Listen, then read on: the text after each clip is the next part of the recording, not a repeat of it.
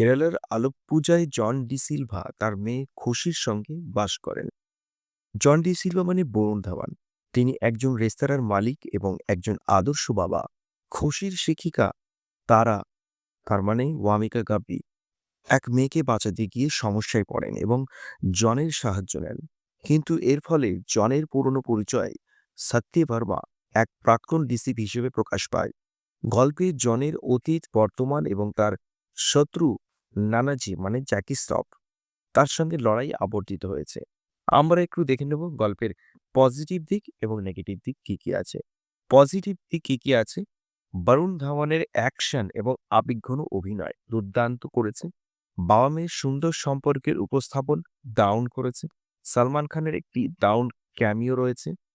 জ্যাকি শ্রফ তার খলনায়কের ভূমিকায় দুর্দান্ত। এরকম জ্যাকি শ্রফকে এর আগে দেখা যায়নি।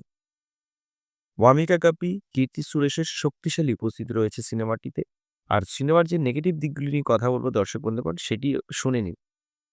নেগেটিভ দিক রয়েছে, গল্পটি পুরনো মনে হবে, নতুনত্বের অভাব রয়েছে, কিছু জায়গায় চিত্রনাট্য আর সম্পাদনা দুর্বলতা মনে হচ্ছে, ভিলেনের শক্তি ও হিরো লড়াই একতরফা, গানের মান যে খুব একটা ভালো তা কিন্তু নয়, খুব আকর্ষণীয় নয়।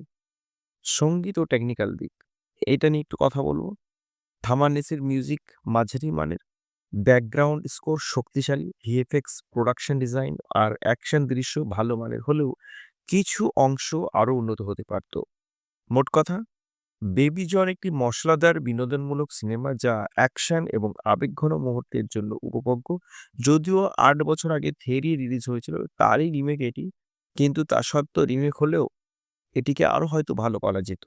যদিও বিজয় থালাপতির কিন্তু থালাপতি বিজয়ের কিন্তু ওই মুভিটিকেই বেশি আমি প্রাধান্য দেব। কারণ আমি ২ টি মুভি দেখেছি।